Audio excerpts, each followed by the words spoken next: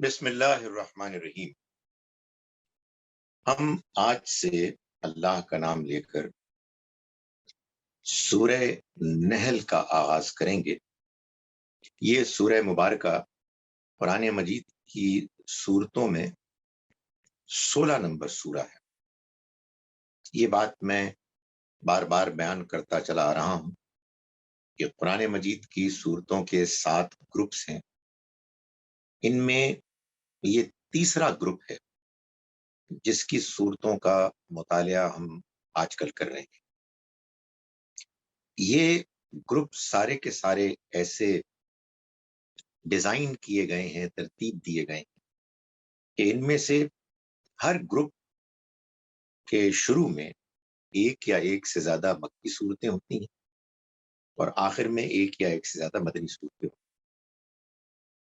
ہم تیسرا گروپ پڑھ رہے ہیں جس کا آغاز سورہ یونس سے ہوا، سورہ نمبر 10، اور جس کا اختتام سورہ نور پر ہوگا، سورہ نمبر 24۔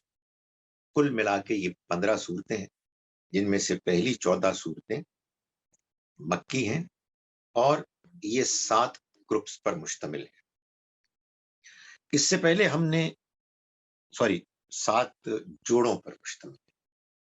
اس سے پہلے ہم نے جس جوڑے کا مطالعہ کیا تھا وہ سورہ ابراہیم سورہ نمبر 14 اور سورہ ہجر سورہ نمبر 15 پر مشتمل تھا۔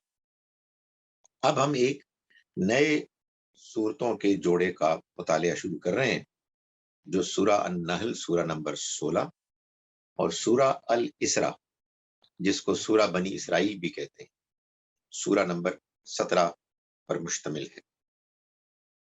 یہ صورتیں بھی اپنے گروپ کی مکی تمام صورتوں کی طرح انذار اور بشارت، وارننگ خبردار کرنا اور خوشخبری سنانا، ان دونوں مضامین پر مشتمل ہے۔ ان میں خطاب بالعموم قریش مکہ کے ساتھ ہے جو کہ انکار کرنے والوں کے سرخیل لیڈرز تھے۔ جگہ جگہ نبی اکرم صلی اللہ علیہ وسلم سے بھی اور اہل ایمان سے بھی ان کی تسلی کے لیے اور ان کی تربیت کے لیے خطاب کیا گیا ہے۔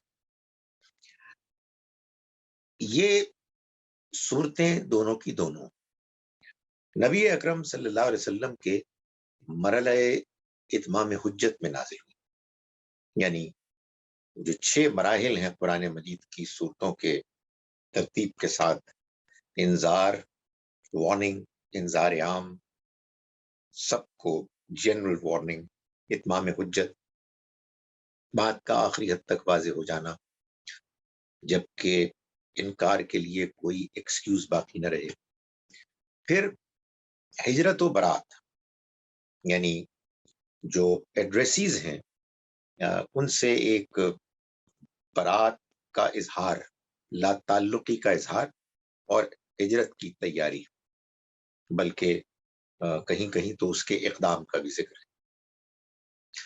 مدنی صورتوں میں 2 مزید فیزز ہیں، سٹیجز ہیں۔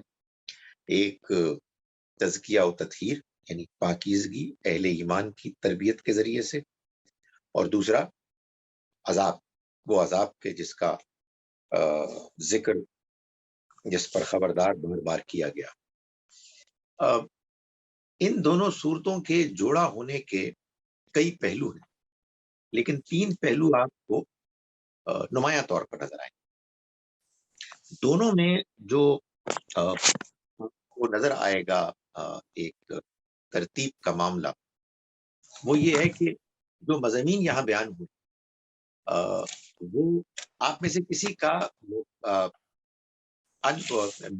نہیں ہوا پلیز میوٹ کر دیں۔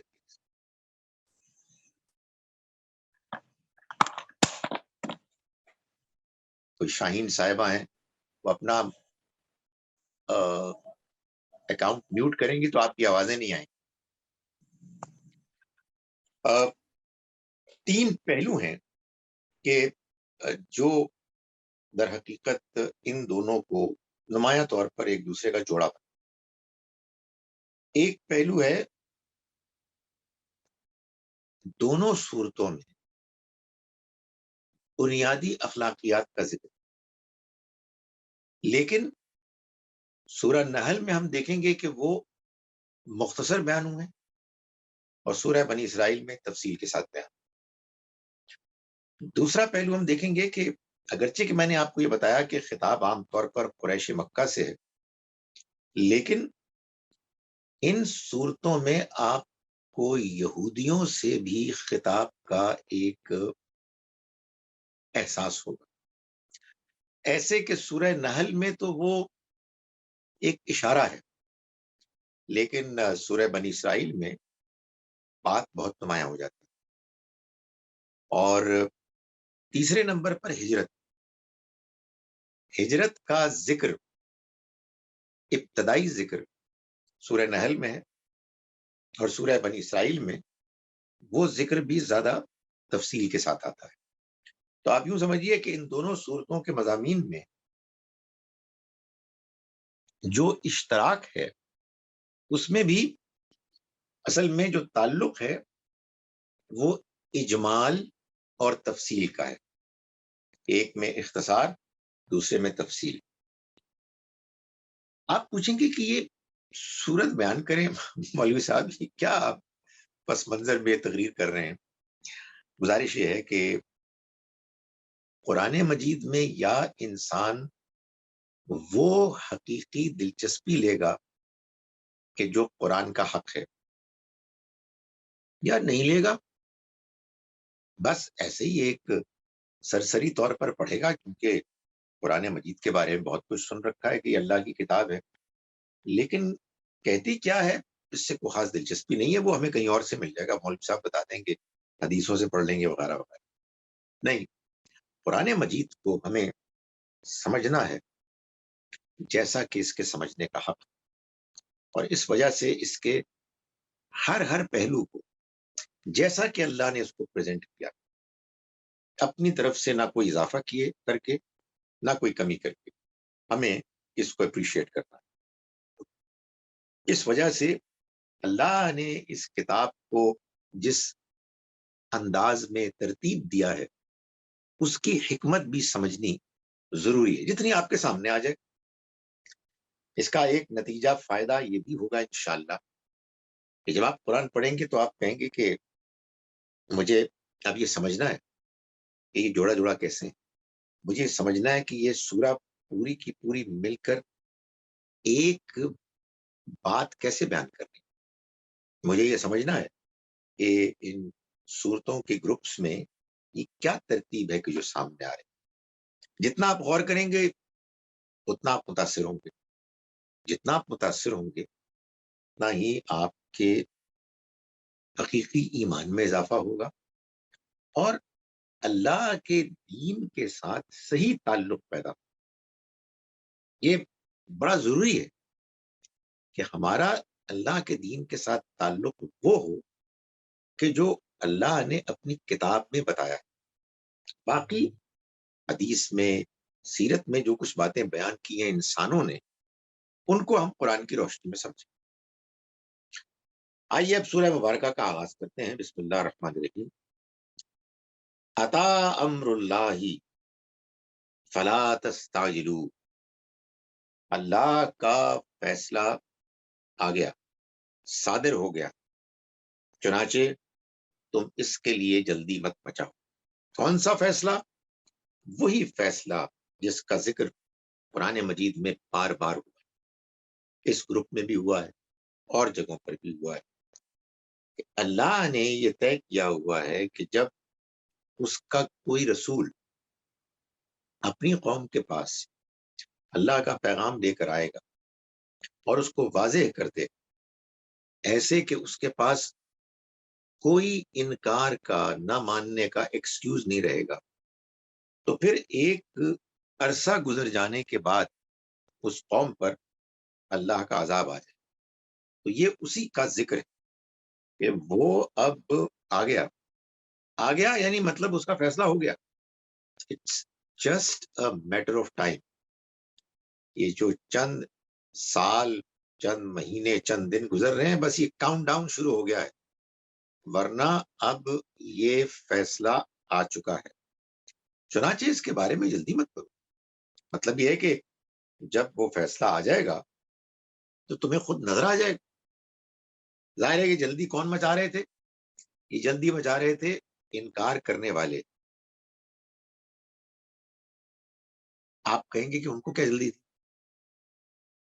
ان کو جلدی تھی، جلدی نہیں تھی، مذاق اڑاتے تھے کہ بھائی اتنا تم نے ہمیں تنگ کیا ہوا ہے، اتنا تم ڈرا رہے ہو، ہم سے مار کھا رہے ہو، ہماری سخت سے سخت باتیں سن رہے ہو، تو لے آؤ نا بھائی.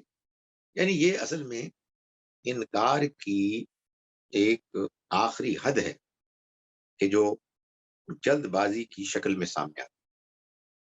فرمایا سبحانہ و تعالی، پاک ہے ہر عیب سے وہ، و تعالی اور بلند ہے، عما یشرکون اس سے کہ جن کے ساتھ تم اس کو شریک ٹھہراتے ہو.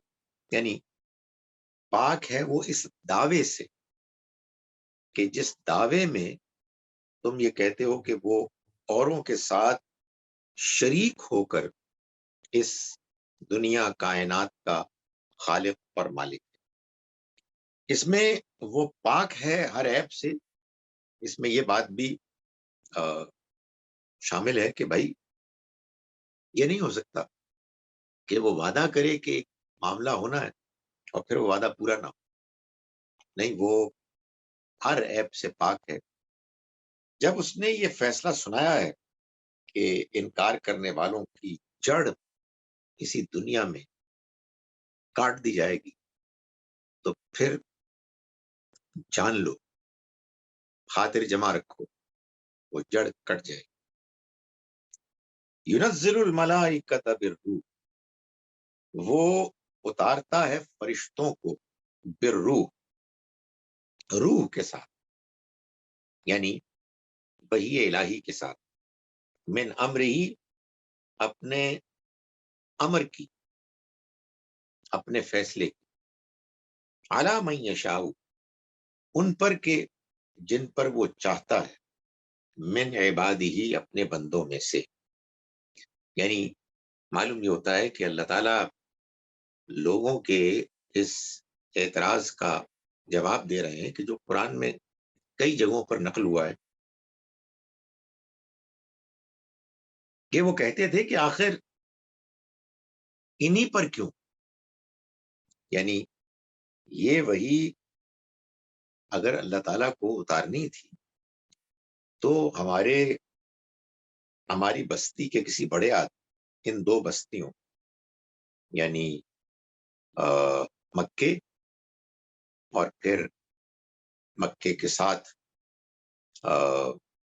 جو سفر تھا، جو شہر تھا، بڑا شہر ان کا، جس میں کہ نبی صلی اللہ علیہ وسلم نے پھر جا کے تبلیغ بھی کی، اور ایسی تبلیغ کی کہ بڑی سخت آپ کو وہاں مشکلات کا سامنا کرنا پڑا.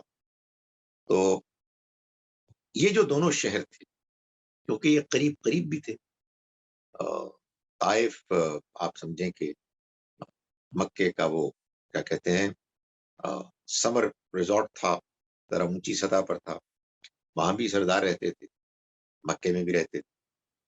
تو وہ کہتے تھے کہ بات یہ ہے کہ اگر اللہ تعالیٰ نے کوئی انتخاب کرنا تھا تو ان دونوں شہروں میں سے کسی ایک شہر کے کسی بڑے آدمی کا انتخاب کرتا نا.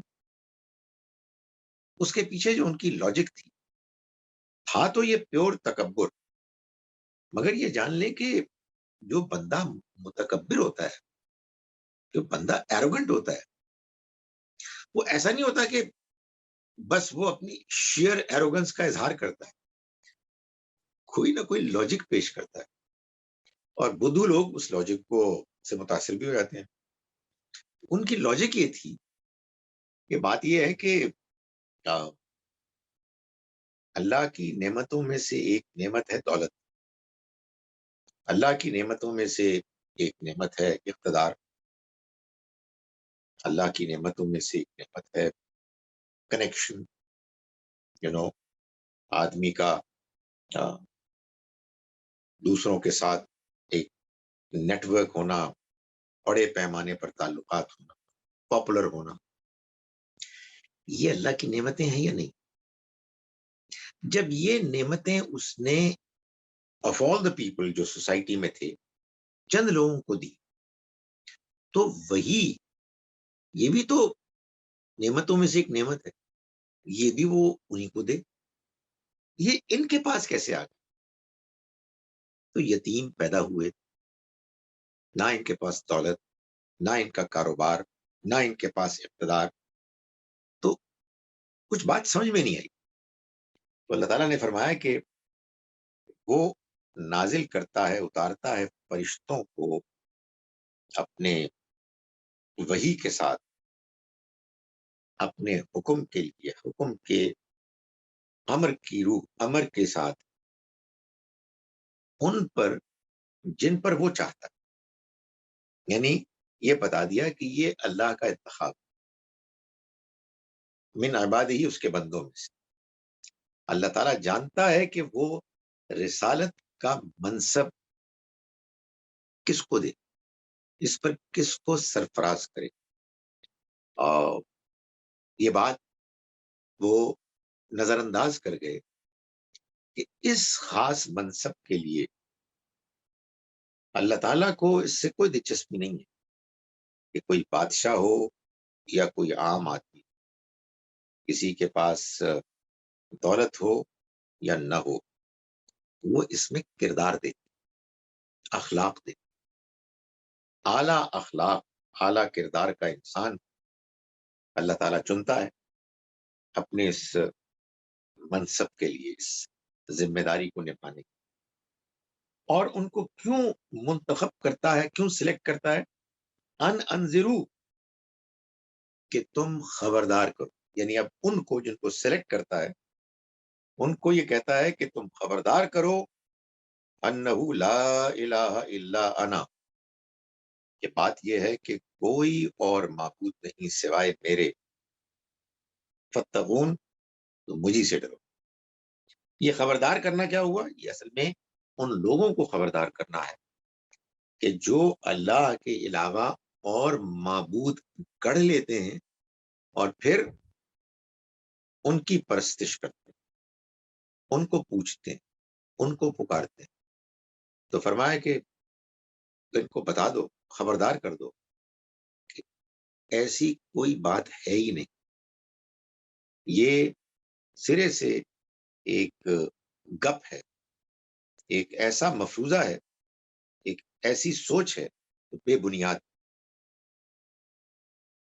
چنانچہ جب یہ حقیقت ہے کہ اس کے سوا کوئی خالق، کوئی مالک، کوئی چلانے والا، تدبیر کرنے والا، فیصلہ کرنے والا، پالنے والا ہے ہی نہیں، تو پھر بھائی مجھی سے ڈرو، کسی اور سے ڈرنے کی ضرورت نہیں. میری نافرمانی سے اپنے آپ کو روکو. خلق السماوات والارض بالحق، یہ جان لو کہ اس نے آسمانوں اور زمین کو پیدا کیا بالحق، حق کے لیے، ایک مقصد کے لیے. اس نے آسمانوں اور زمین کو بے مقصد پیدا نہیں کیا.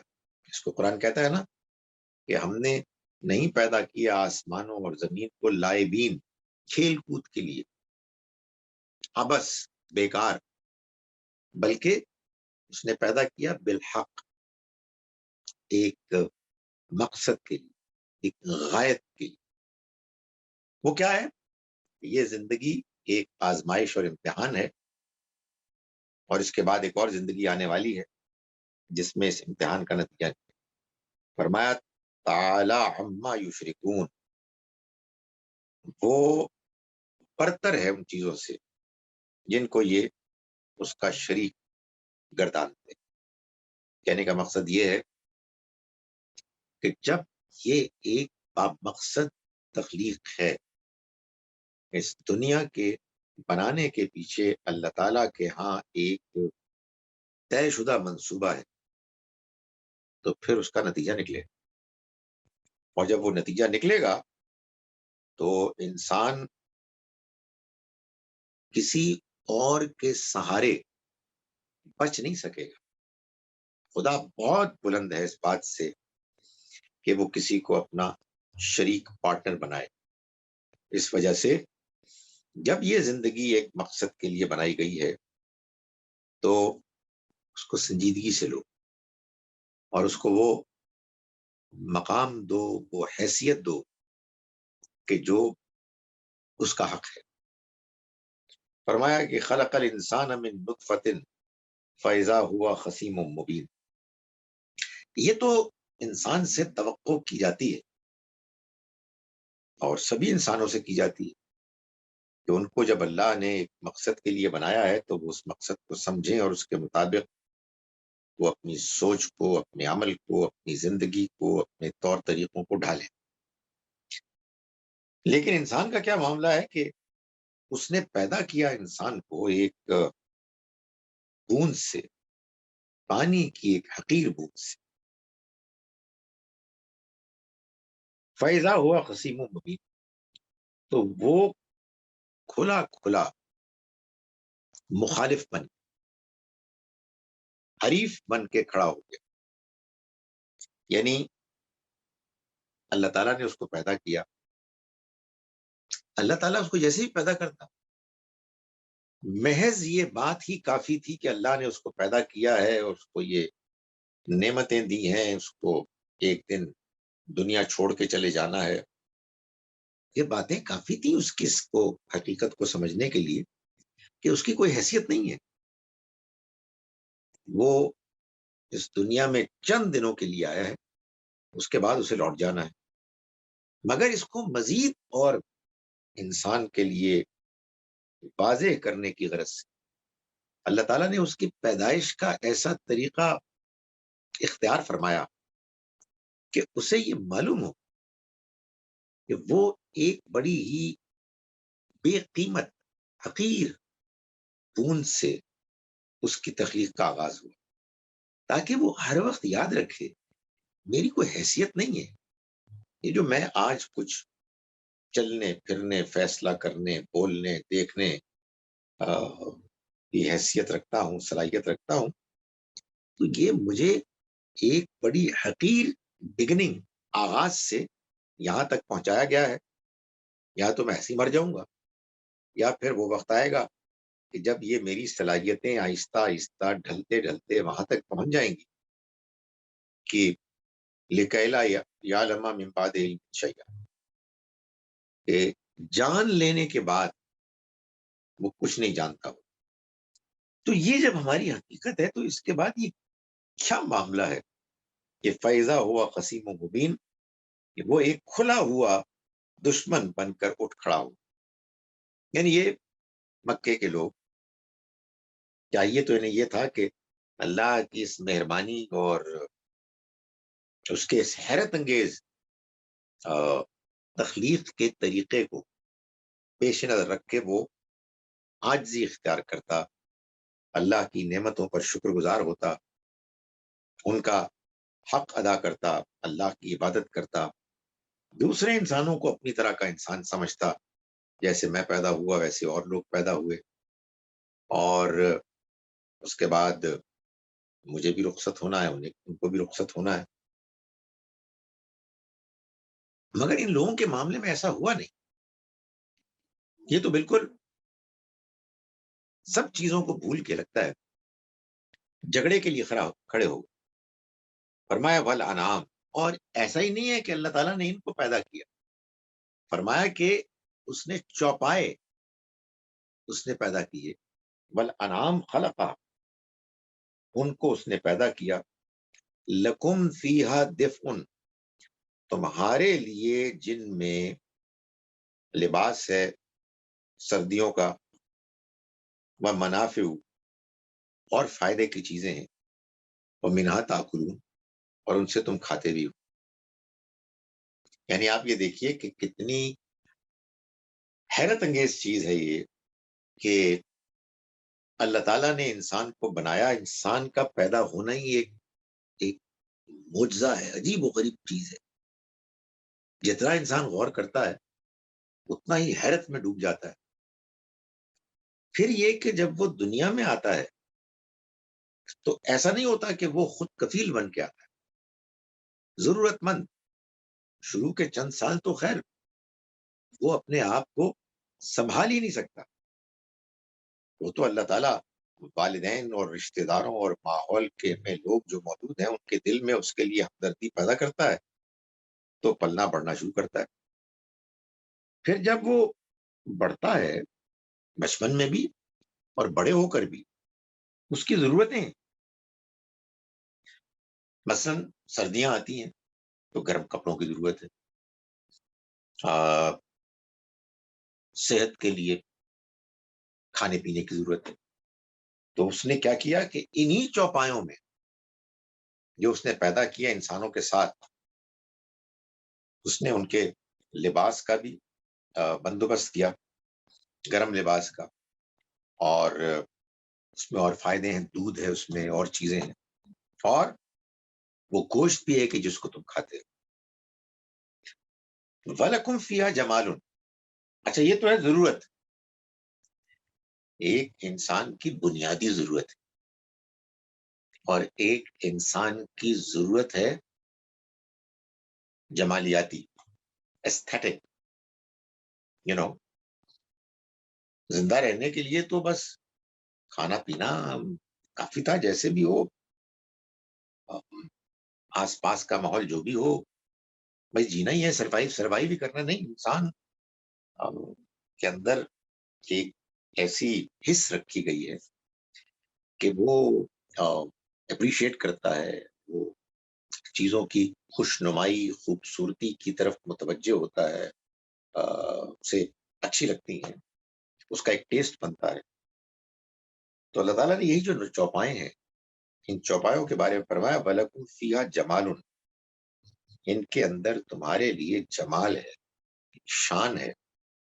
حِینَ تُرِیحُونَ، جبکہ تم ان کو شام کو گھر واپس لاتے ہو. وَحِینَ تَسْرَحُونَ، اور جس وقت کہ تم ان کو چرنے کو صبح کے وقت چھوڑ دیتے ہو. یعنی مطلب یہ ہے کہ ایک انسان ہے، ہاتھ میں اس کی ایک لٹھیا ہے، ارد گرد اس کے ریوڑ ہے، ایک شان ہے. ایک انسان کو محسوس ہوتا ہے کہ ایک بہترین ماحول ہے، ایک بہترین صورتحال اس کے لیے پیدا کی گئی ہے. یقیناً ان سے وہ لباس بھی بنائے گا، ان کی کھال سے اور بھی فائدے ہوں گے. دودھ بھی پیے گا، ٹینٹ بھی بنائے گا، اور ان کا گوشت بھی کھائے گا. مگر اس میں مزید اس کا اہتمام کیا گیا کہ جب وہ ان کو لے جائے گا تو ایک شان ہوگی. چلو آدمی محسوس کرے گا کہ کمال ہے، میرے دائیں بائیں بھیڑ بکریاں ہیں، گائے بھینسیں ہیں، اونٹ ہیں، گھوڑے ہیں، واہ. تو اللہ تعالیٰ اس کو توجہ دلا رہے. اور حقیقت یہ ہے کہ یہ عجیب بات ہے کہ اللہ تعالیٰ توجہ دلاتے ہیں تو کچھ آدمی کو احساس ہوتا ہے، ورنہ تو انسان ان چیزوں کو فار گرانٹیڈ لیتا ہے. اور یہ اللہ کا حق ہے کہ وہ یہ کہے کہ تم نے غور نہیں کیا، یہ سب کچھ تو میں تمہارے لیے کیا، اور میں نے اس لیے کیا، میری کوئی ضرورت نہیں ہے.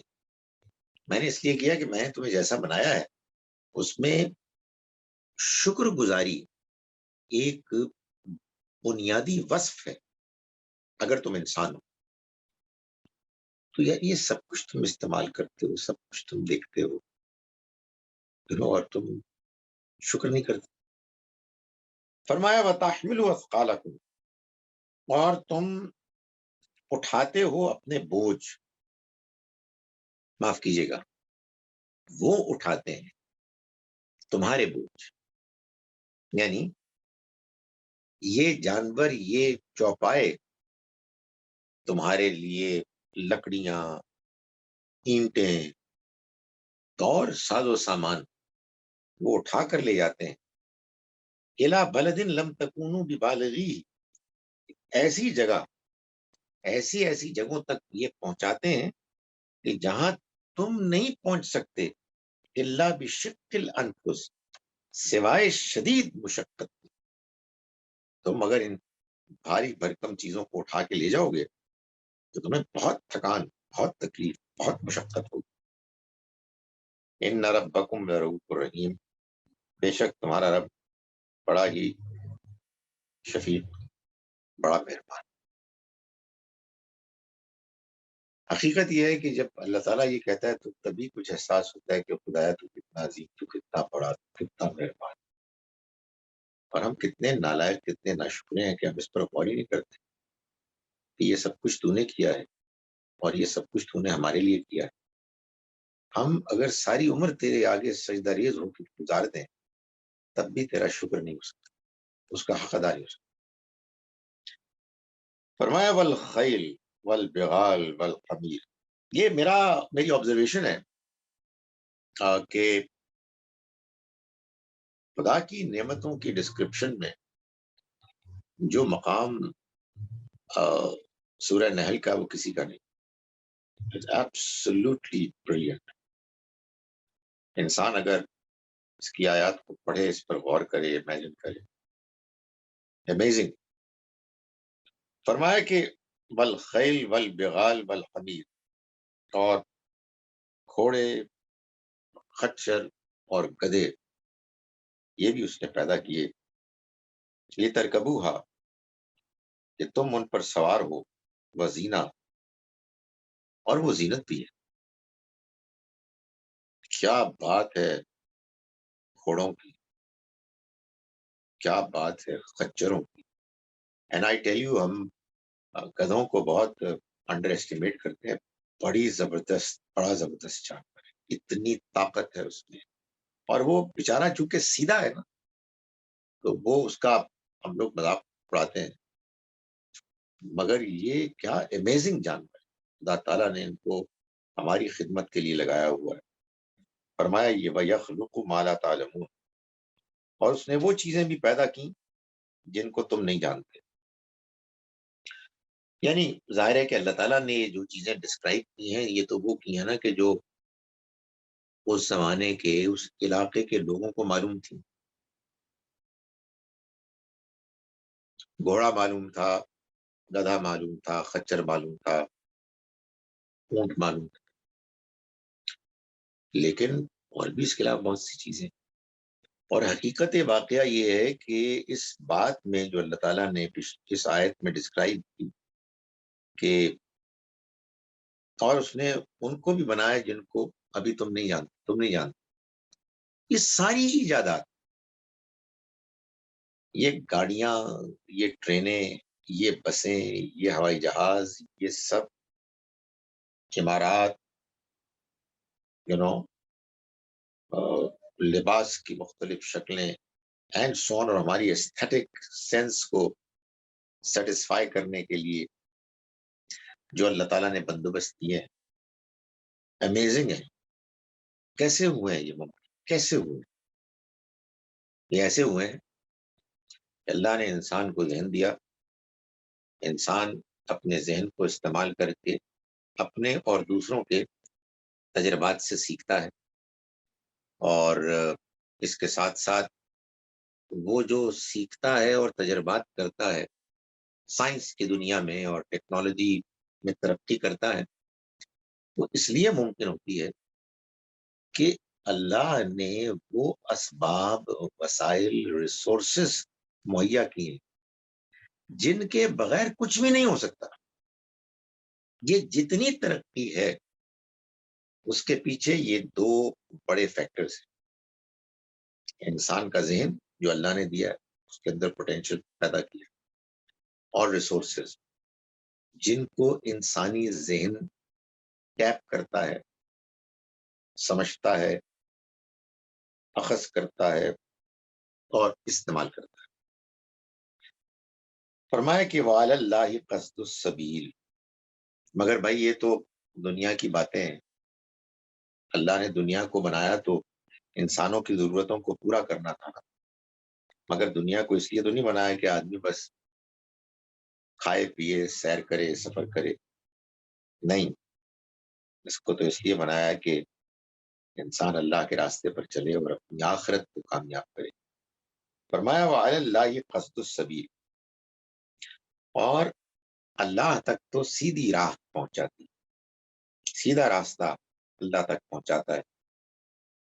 تو منہا جائر، اور ان میں بعض راستے ٹیڑے بھی، یعنی سیدھا راستہ ہے جو اللہ کی طرف لے جاتا ہے، اور اس سیدھے راستے میں چلتے چلتے ڈائگریشنز بھی ہیں، ٹیڑھا پن بھی ہے. یہ سیدھا راستہ کیا ہے؟ یہ ایسے بتایا جا رہا ہے کہ جیسے انسان جاتا ہے، انسان کو زندگی میں قدم قدم پر ایسے معاملات پیش آتے ہیں، ایسی صورتیں پیش آتی ہیں کہ جس میں اسے فیصلہ کرنا ہوتا ہے کہ کیا صحیح ہے کیا غلط. اور ہر موقع پر سوائے اس کے کہ کوئی پیچیدگی ہو جائے بہت زیادہ، تو اس میں تو خیر ویسے ہی آدمی جو فیصلہ کرتا ہے اس پر آخری حد تک مطمئن نہیں ہوتا. عام حالات میں تو آدمی کو یہ معلوم ہوتا ہے کیا صحیح ہے کیا غلط ہے. تو فرمایا کہ سیدھے راستے پر ہے رب. ایک اور جگہ فرمایا ان ربی علی صراط مستقیم، میرا رب سیدھے راستے پر. وعلی اللہ قصد السبیل، اور اللہ ہی پر، اللہ ہی کی طرف لے جاتے ہیں سیدھے راستے، سیدھا راستہ. سچ بولیں، لوگوں کا احترام کریں، لوگوں کے کام آئیں، جھوٹ نہ بولیں، دھوکہ نہ دیں، تو اللہ کی طرف جاتا ہے. ومنہا جائے، لیکن اسی راستے میں پھر ایسا بھی ہے کہ وہ راستے ہیں کہ جو کہیں اور نکل جاتے ہیں، خواہشات کی وجہ سے، لالچ کی وجہ سے، انانیت کی وجہ سے. فرمایا ولو شاء، اور اگر وہ چاہتا، لہداکم اجمعین، تو وہ ہدایت دیتا تم کو سب کے سب. یعنی مطلب یہ ہے کہ اگر اس نے یہ فیصلہ کیا ہوتا کہ وہ اس دنیا کی زندگی کو امتحان نہیں بنائے، سب سیدھے راستے پہ چلیں گے، مجبوراً چلیں گے، تو کر سکتا تھا. لیکن اس نے یہ نہیں کیا. اس نے دنیا کو، آسمانوں اور زمین کو اور جو کچھ اس کے درمیان ہے، اس نے بالحق پیدا کیا. یعنی اس نے اس کا ایک مقصد رکھا. تو مقصد کیا تھا؟ مقصد یہ تھا کہ لوگوں کو آزادی دی جائے، اختیار دیا جائے، وہ اپنی مرضی سے فیصلے کریں، غلطی کریں اس سے سیکھیں، صحیح راستہ اختیار کریں، اس پر ثابت قدم رہیں، آگے بڑھیں. لیکن بہرحال یہ جو اس نے آزادی دی، اس آزادی میں ایک اور چیز رکھی کہ دنیا میں بری چیزیں جو ہیں ان کو اکثر اٹریکٹو بنا دیا. انسان ان کی طرف وقتی طور پر آگے بڑھتا ہے، اگرچہ کہ دل میں جانتا ہے کہ یہ ہے غلط. اور جو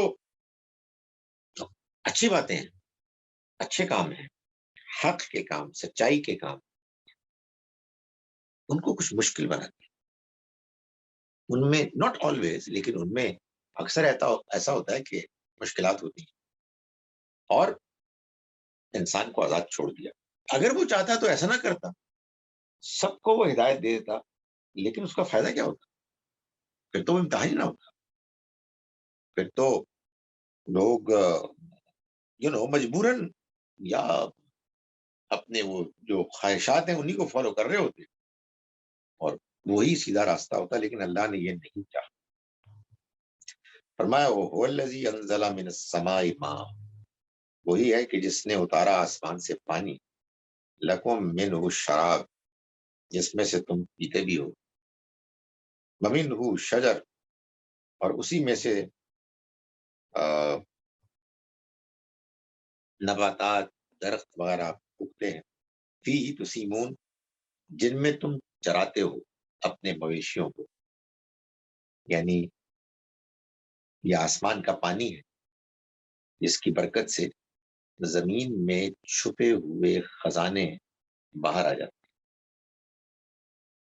کیسے آ جاتے ہیں؟ خدا نے اپنا ایک طریقہ رکھا ہوا ہے جس کو سب دیکھتے ہیں، جانتے ہیں، لیکن اس کا شکر ادا نہیں کرتے، اس کا حق ادا نہیں کرتے۔ تو فرمایا یہی درخت ہیں کہ جن کو تم پھر استعمال کرتے ہو اپنے جانوروں کی افزائش کے لیے، وہ تاکہ اس میں چریں۔ ينبت لكم به الزرع والزيتون والنخيل والعناب ومن كل الثمرات، یہ پیدا کرتا ہے تمہارے لیے، سوری، وہ پیدا کرتا ہے تمہارے لیے بھی، اس کے ذریعے سے، یعنی یہ جو وہ پانی برساتا ہے آسمان سے، اللہ تعالیٰ اس پانی کے ذریعے سے تمہارے لیے کھیتی، والزیتون زیتون، والنخیل کھجور، والعناب انگور، ومن کل الثمرات، اور ہر قسم کے پھل پیدا کرتا، یعنی وہ چاہتا تو سادہ طریقے سے تم کو کھلا دیتا، روزانہ کے حساب سے کھلا دیتا، یا کوئی اور طریقہ اختیار کرتا، کوئی انجیکشن لگ جاتا، تو سروائیول اگر صرف مقصود ہوتا تو ایسا بھی ہو سکتا تھا، مگر کیا حیرت انگیز کام کیا اس نے، تمہیں بہت سے سبق سکھانے کے لیے، بہت سی باتیں سمجھانے کے لیے اس نے یہ کیا کہ زمین کے اندر یہ صلاحیت رکھی کہ وہ اپنے اندر کے خزانے، یعنی زراعت کے، سبزیاں، فصلیں، پھل، پھول، یہ نکالے، اور پھر ان میں تمہارے لیے ضرورتیں پوری کرنے کا امکان رکھے، صلاحیت رکھے۔ اور یہ جو اس نے چیزیں نکالی ہیں، یہ بھی ہو سکتا تھا کہ وہ بس ایک ہی طرح کی ہوتی، اس میں کوئی تنوع نہ ہوتا، لیکن نہیں، اس نے تو کمال کر دی، کھیتی بھی اگائی، زیتون بھی اگایا، نخیل بھی، کھجور، انگور، کہیں انار کہتا ہے، ظاہر ہے، اور پھل جو ہیں آم وغیرہ، ان کا ذکر اس لیے نہیں ہوا کہ ان سے اہل عرب کے، جن پر سب سے پہلے قرآن مجید نازل ہوا، یعنی براہ راست انہیں کے سامنے اترا، وہ جن پھلوں سے واقف نہیں تھے ان پھلوں کا تذکرہ نہیں کیا، فرمایا کہ اور ہر طرح کے پھل، اس میں سب کچھ آ گیا۔ ظاہر ہے کہ یہ واضح ہے کہ جس علاقے میں قرآن نازل ہو رہا تھا اس علاقے کے پھلوں کا تو ذکر براہ راست کر لیا گیا، لیکن اس کے علاوہ بہت سی چیزیں ہیں کہ جن کا ذکر نہیں کیا گیا، اور وہ آدمی خود قیاس کر سکتا ہے۔ ان فی ذالک، بے شک اس میں، لآیۃ لقوم یتفکرون، بڑی نشانی ہے ان لوگوں کے لیے کہ جو غور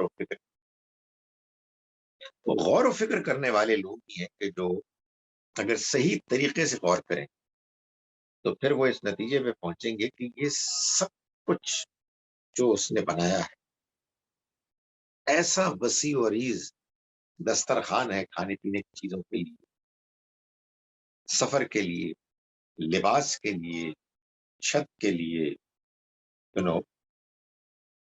بیماری دور کرنے کے لیے، خوش منظری کے لیے، اتنا کچھ اس نے بنایا ہے۔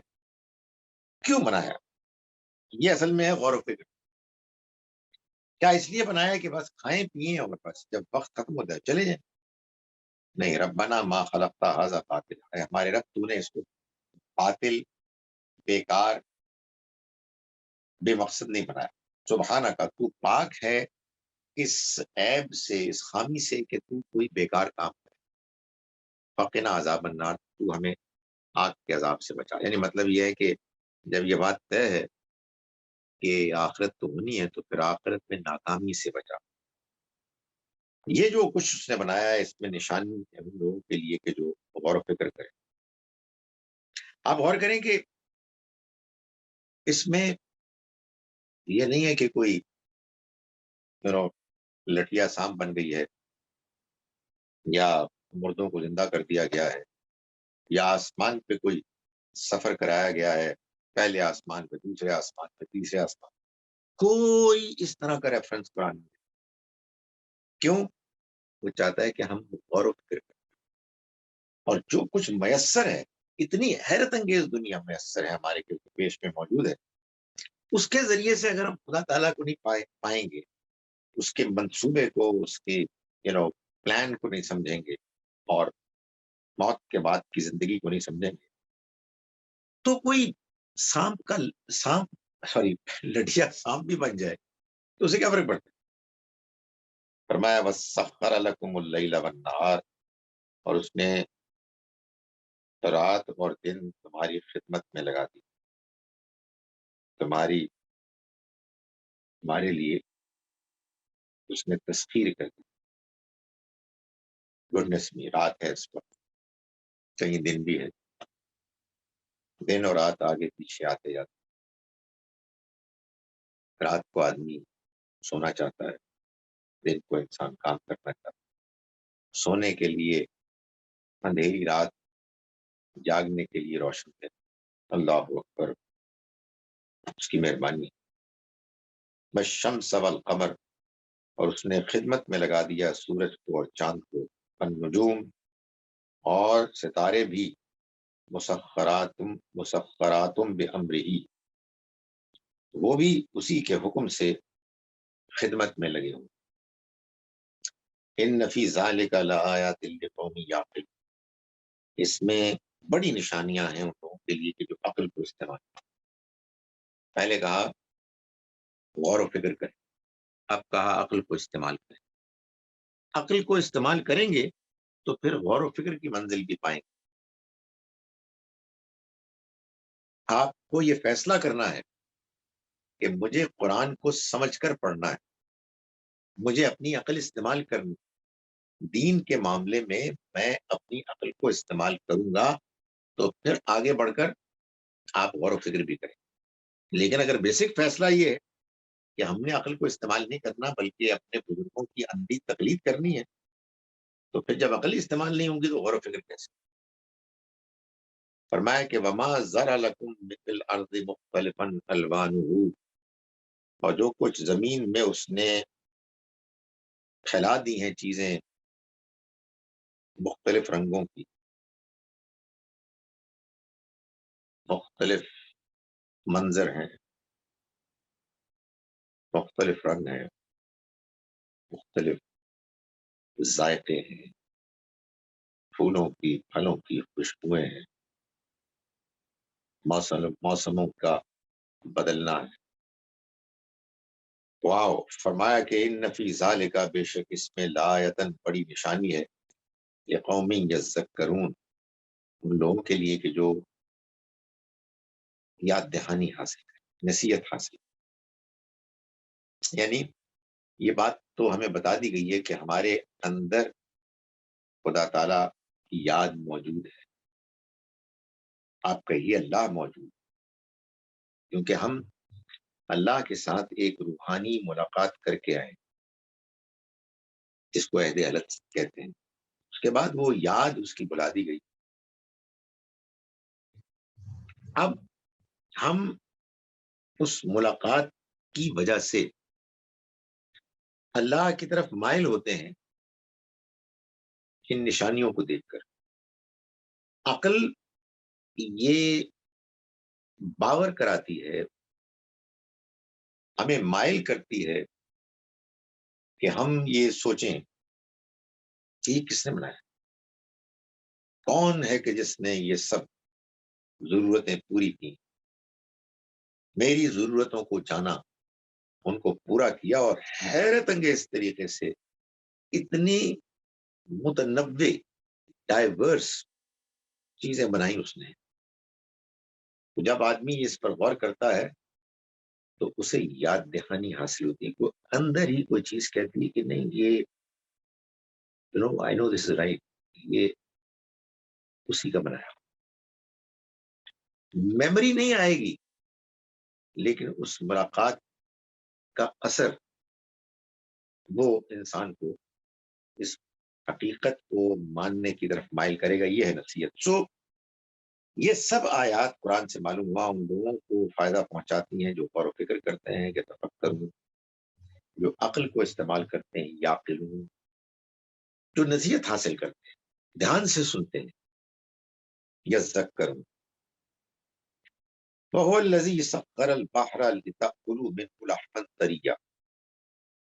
فرمایا کہ وہی ہے کہ جس نے خدمت میں لگا دیا سمندر کو، لتأکلوا تاکہ تم کھاؤ اس میں سے، منہ لحما طریا تازہ گوشت یعنی مچھلی کا، فتستخرجوا منہ حلیۃ اور تاکہ تم اس میں سے زیور نکالو، تلبسونہا جن کو تم پہنتے ہو، وتر الفلک مواخر اور تم دیکھتے ہو کشتیوں کو، مواخرہ کے چیرتی ہوئی چلتی ہیں، فی اس میں، وَلِتَبْتَغُوا مِن فَضْلِهِ اور یہ اس نے اس لیے بھی کیا تاکہ تم اس کے فضل کو تلاش کرو، رزق کو تلاش کرو، وَلَعَلَّكُمْ تَشْكُرُونَ اور تاکہ تم شکر گزار. یہیں تک ہم آج کا سبق رکھتے ہیں. میں ان آیات کا ترجمہ ایک مرتبہ پھر کر رہا ہوں. ہم نے آج سے سورہ نحل کے سبق کا آغاز کیا. ہم نے آج سورہ نحل کی پہلی 14 آیات پڑھی. اعوذ باللہ من الشیطان الرجیم، بسم اللہ الرحمن الرحیم. میں ان کا ترجمہ ایک مرتبہ پھر کر رہا ہوں اس سے پہلے کہ آپ مجھ سے سوال کریں.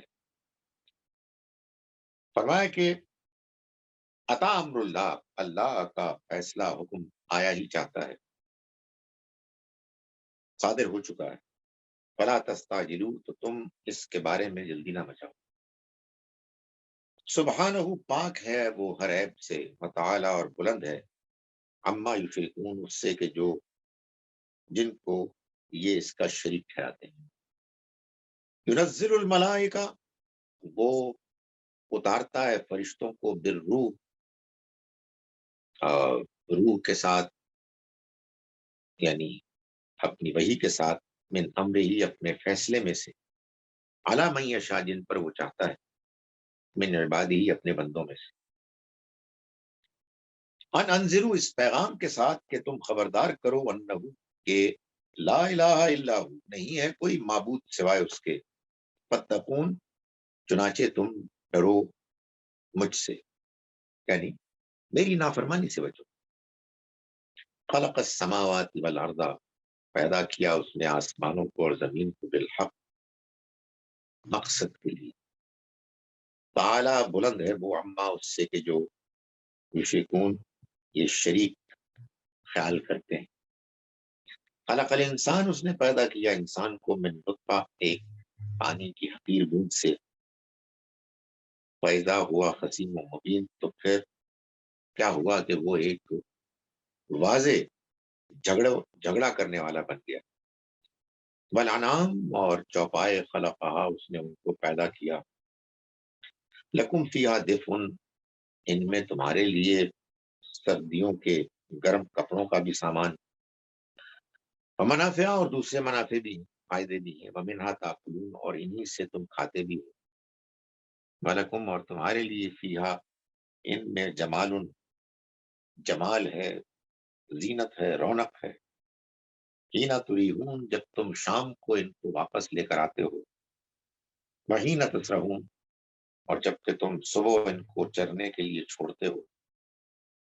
وتحملوا اثقالکم اور وہ اٹھاتے ہیں تمہارے بوجھ، الی بلد ایسی سرزمین تک، لم تکونوا ببالغیہ جن تک تم نہیں پہنچ سکتے تھے، الا بشق الانفس سوائے شدید مشقت کے. ان ربکم بے شک تمہارا رب، رؤوف الرحیم بڑا شفیق بڑا مہربان. بل خیل بل بغال بل حمیر اور اس نے پیدا کیے گھوڑے خچر اور گدھے،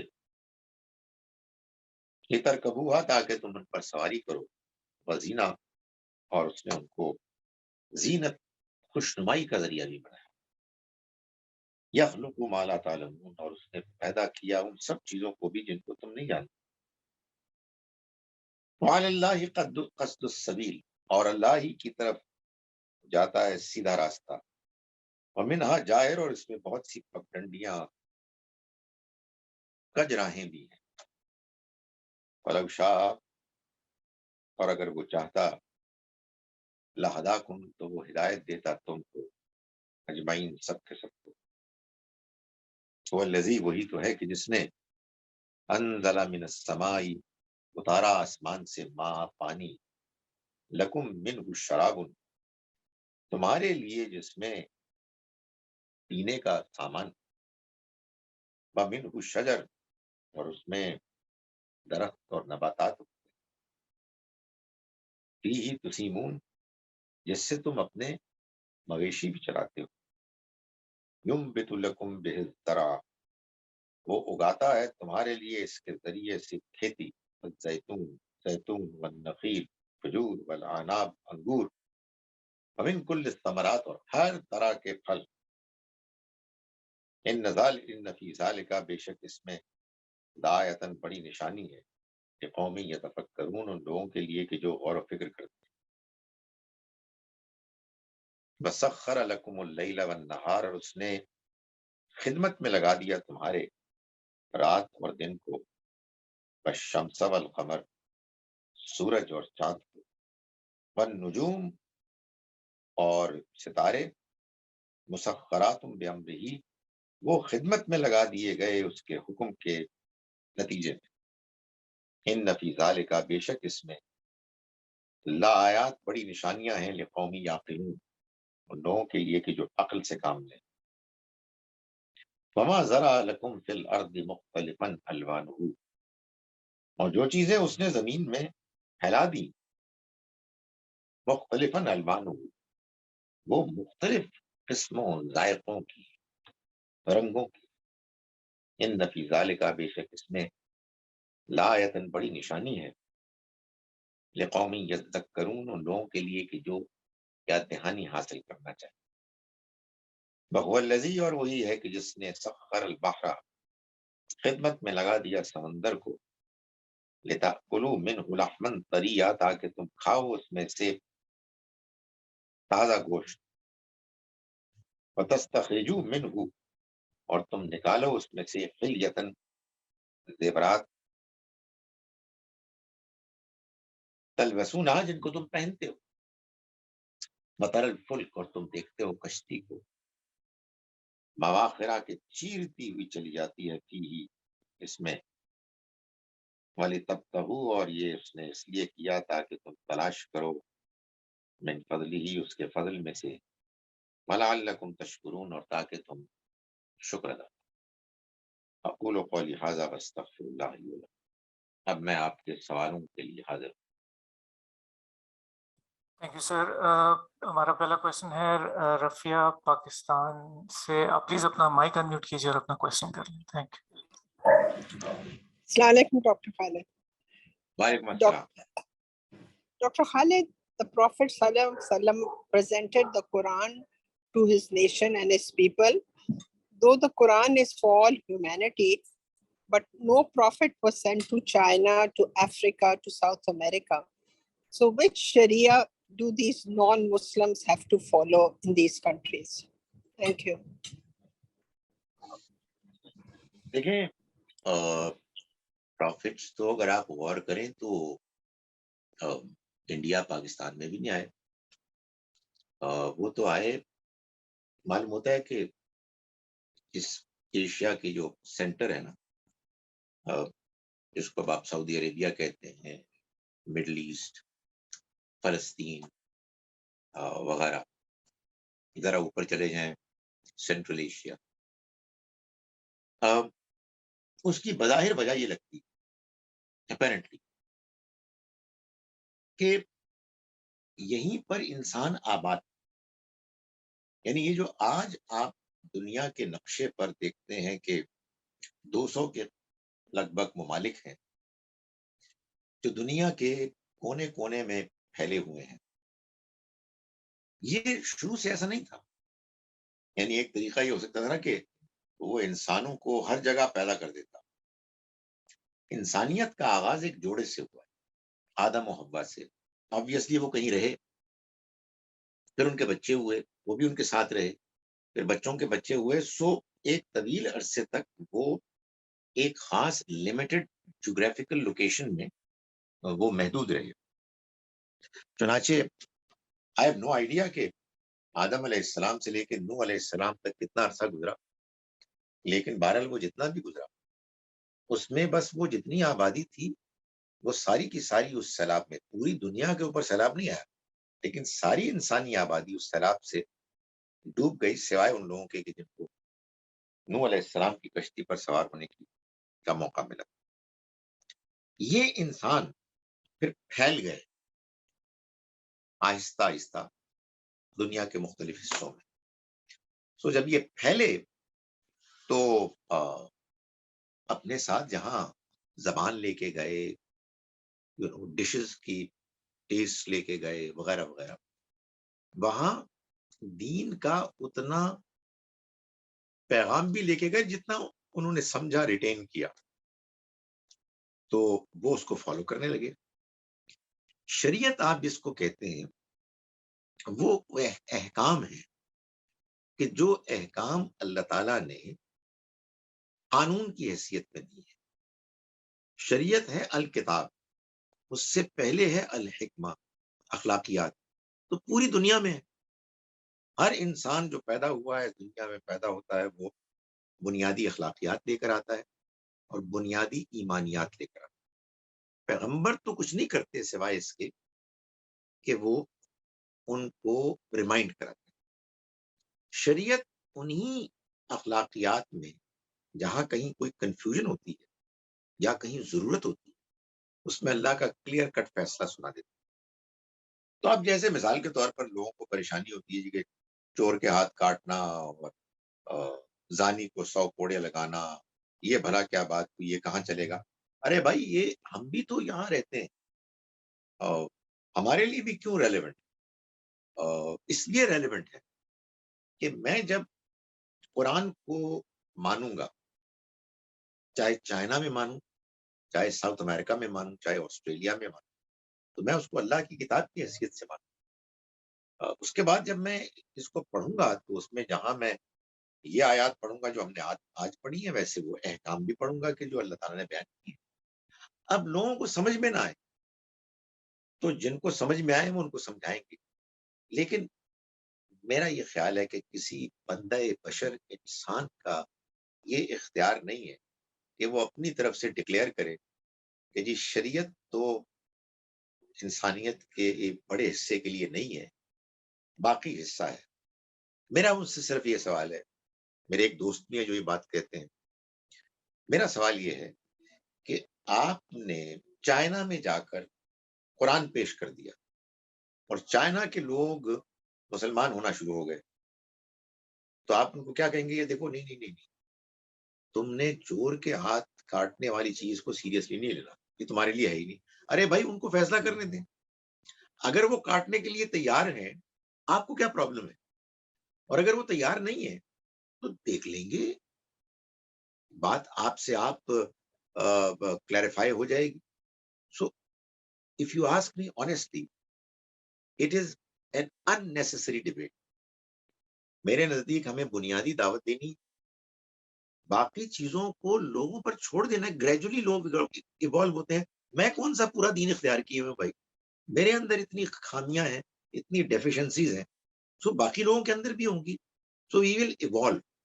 But for an individual to declare that some part of God's message is relevant, ایک تو وہ ہے نا کہ جو ایرا اسپیسیفک ہے, وہ ایک الگ چیز ہے, لیکن اپنی طرف سے شریعت میں کوئی چیز آدمی کمی بیشی کرے, میں اب تک اس پہ کنونس نہیں ہوں. سوری, میں لمبا جواب دے دیا. Thank you sir. سر یہ ٹیکسٹ میں کوشچن کیا ہے باسط صاحب نے, وائی ایمان fluctuates. One day you feel really spiritual and close to God, but another day something happens which takes you away from God and you forget his blessings. Instead you focus on the negatives of your life. How can one reach a strong emotional and spiritual state where one always remembers God and his powers? Basit, do not be disappointed if I respond by saying that it is not an ideal that you should remain at the highest level of spirituality all throughout your existence. Had that been the Almighty's expectation, then you had a right to ask this question. That's not the ideal. The ideal is that we try as best as we can within the constraints of our circumstances to follow his religion, to understand his message. और ये जो आपने पूछा ना कि why does it fluctuate? You see, if had it not been fluctuating, how would God have decided as to whether you are really committed or not? होता ये है बासित कि to begin with, जब नया नया कोई बंदा होता है ना मुसलमान, हर बंदा और हर बंदी नए नए तो होते हैं, बाल होते हैं वैसे फरिश्ते जो कहते हैं जी हम तो पहले दिन से ऐसे, अल्लाह अकबर, मुझे तो इसका कोई तजर्बा नहीं है, इसलिए मैं I would not make any comments. वरना हम में से हर एक जो है इसी स्टेज पर उसके ऊपर इस्लाम और ईमान का गलबा होता है. तो शुरू में it is what I call a honeymoon period, and you are on a spiritually high level and you are doing all things as best as you can. और फिर उसके बाद मुझे ऐसा लगता है कि अल्लाह ताला ही कहते हैं कि अब तुम्हें बात समझ में आ गई है ना बासित, मैं मौजूद हूं ना, मेरा तजर्बा तुमको हो गया है, you have felt the pleasure of being close to me, now go away and plunge into the deep waters और फिर हाथ पैर मारो and survive and do as best as you can. ये इम्तिहान है. तो इसमें जब आपको कमजोरी लाहक हो, fight your way back, try as best as you can to do as well as is possible and be sure that that's what the test is. दुनिया में कोई शख्स भी आपके दाएं बाएं मेरे दाएं बाएं कोई परफेक्शन को इख्तियार नहीं कर सकता. जो बज़ाहिर करेगा वो एग्जैजरेट करेगा, इसलिए कि वो क्या करेगा, वो नमाजें पढ़नी शुरू कर देगा और सब कुछ छोड़ देगा. तो ये जो बैलेंस है इसको हमें स्ट्राइक करना है. इसके स्ट्राइक करने में गड़बड़ होती है, उसको हमने ओवरकम करना है. एंड देखिए वो मैक्रो इकोनॉमिक्स में पढ़ते हैं कि वो ये जो होता है ना ट्रेंड होता है, लॉन्ग टर्म ट्रेंड इकोनॉमी में, वो यूं होना चाहिए ऊपर की तरफ, राइट. लेकिन ये जो ऊपर का ट्रेंड होता है सेकुलर ट्रेंड, इसमें शॉर्ट रन में यूं ही हो रहा होता है. So while we are going through these fluctuations in the short run, in the long run it should be an upward movement. Next question. Thank you sir. हमारा next question है शबनम साहिबा का. प्लीज अपना माइक अनम्यूट कीजिए और अपना सवाल कर लें. Thank you. जी अस्सलाम वालेकुम सर. सर मैंने आपसे एक दफ़ा शान नज़ूल के मुतालिक क्वेश्चन किया था सूरतों और आयात का, और आपने बताया था कि शान नज़ूल तो होता है, लेकिन सॉरी सर मैं रिटेन नहीं कर पाई कि हम डेफिनेटली अहादीस से तो हम नहीं डिसाइड कर सकते कि क्या शान नज़ूल है, तो हम कैसे इस चीज़ को अंडरस्टैंड करेंगे कि इस आयत का क्या शान नज़ूल है या बैकग्राउंड है. Thank you sir. देखिए जी, मैं आपके क्वेश्चन से फायदा उठा के ये गुजारिश करना चाहता हूँ कि अल्लाह माफ करे हमें, अल्लाह माफ करे हमें हदीसों से कोई एलर्जी नहीं. नबी सल्लल्लाहु अलैहि वसल्लम के इरशादात हों तो कौन काफिर है कि जो कहेगा कि नहीं हम नहीं मानते. मुश्किल ये है कि ये जो अहादीस हम तक आई, एक तो तरीका ये होता ना कि मैंने खुद सुना, एक ये है कि अब इंसानों के जरिए से हम तक ये खबरें पहुंची हैं, तो we need to be careful at least for 2 reasons. ایک تو یہ کہ انسانی کام ہے، پتہ نہیں کس نے کتنی بات صحیح بیان کی ہے کتنی غلط، جان بوجھ کے نہیں میں کہہ رہا، انسان سے غلطی ہو جاتی ہے آنیسٹلی. آپ نے میری باتیں سنی، آپ سب الگ الگ ڈسکرائب کریں گے تو میں کہوں گا خدایا میں نے تو یہ کہا نہیں تھا، یہ پتہ نہیں کیا کہانی آپ میرے نام پہ بیان کر رہے ہیں. یہ انسان سے ہو جاتا ہے، پھر کانٹیکس نہیں معلوم ہوتا، نمبر 1. اور نمبر 2 یہ کہ بھائی قرآن موجود ہے، اللہ تعالیٰ نے اس کو محفوظ کیا ہوا ہے. Exactly the way it was given to the prophet, it's available to us. اب اس میں جب قرآن کوئی بات بیان کرتا ہے تو یقیناً بہت سی باتیں وہ ہوتی ہیں کہ جو واقعات کے بیک گراؤنڈ میں ہوتی ہیں. You have to have a background in mind. کوئی پیچھے ہو رہا ہے تو تبصرہ ہو رہا ہے. یسألونک عن الانفال، پہلی آیت آتی ہے سورہ انفال میں، یہ آپ سے مال غنیمت کے بارے میں پوچھ رہے ہیں. تو obviously there is a battle جو ابھی ابھی ختم ہوئی ہے. تو یہ بہرحال ہم کو طے کرنا پڑتا ہے کہ یہ کیا واقعہ تھا، کیا صورتحال تھی جس میں یہ آیات نازل ہوئی.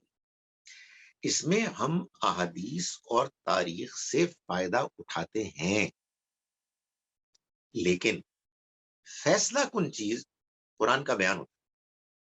ایک وہ شان نزول ہے کہ جو قرآن کے الفاظ قبول کر رہے ہیں، ایک وہ شان نزول ہے جو قرآن کے الفاظ قبول ہی نہیں کر رہے، اور ایک وہ شان نزول ہے کہ جو خامخواہ ڈالا جا رہا ہے، کوئی ضرورت ہی نہیں ہے.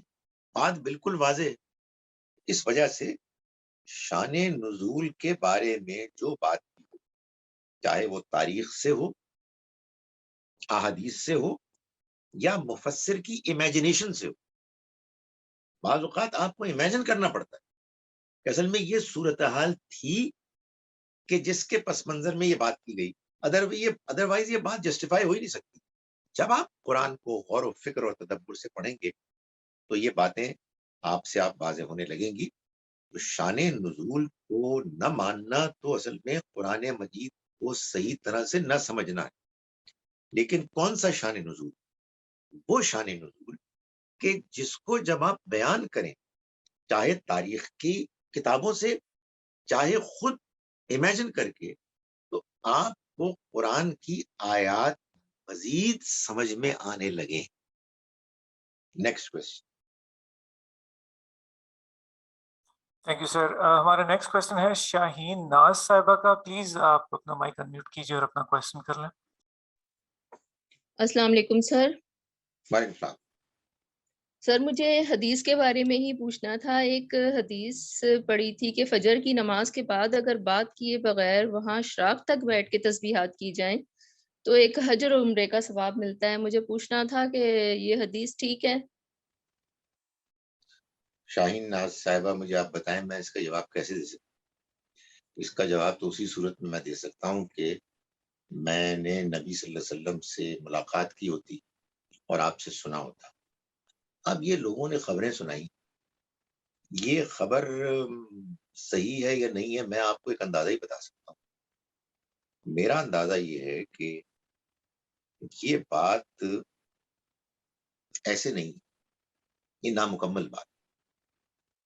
مکمل بات یہ ہے کہ یہ جو حج اور عمرہ ہم کرتے ہیں، اس میں اگر ہم مخلصانہ طریقے سے کریں تو ہم قربانی بھی دیتے ہیں، ہم نہایت ڈیووٹڈ ہوتے ہیں، اللہ کا گھر سامنے ہوتا ہے اور ہم توبہ کر رہے ہوتے ہیں، ہم گڑ گڑا رہے ہوتے ہیں، ہم قربانی دے رہے ہوتے ہیں.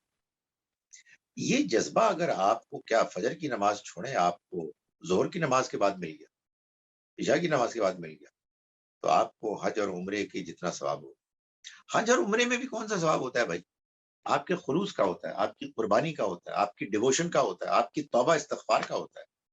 آپ نے وہاں جا کے میک ڈونلڈس کے کھانے کھائے اور بس ایسے ہی دیکھا یار کیا زبردست اسٹرکچر ہے اور کیا مزیدار چیز لگ رہی ہے، لوگ طواف کر رہے ہیں، تو کیا ثواب ملے؟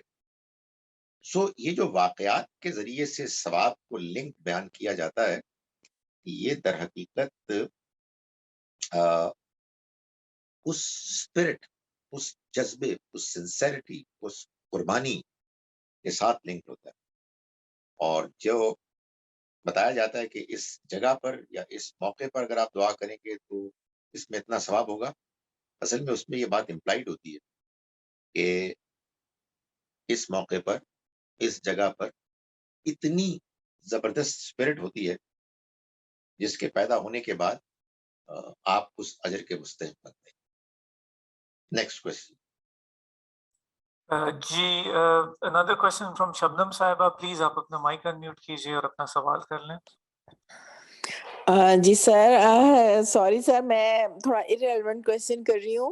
मेरे पास चॉइस नहीं थी और हैंड कोई रेज नहीं था, तो I just wanted to ask के सर, हम जो आपको क्वेश्चंस भेजते हैं व्हाट्सएप पे, वो सर कितने दिन हमें मैक्सिमम वेट करना चाहिए? I sent a question last week, तो 8-9 दिन हो गए थे, तो just wanted to make sure कि वो पहुंच रहे हैं आप तक और अपनी लाइन में है, क्यू में है। Thank you. Ji, I think sir के पास क्वेश्चन सारे जाते हैं, मगर obviously there are to many questions, सो थोड़ा टाइम हो जाता है रिस्पॉन्ड करने में।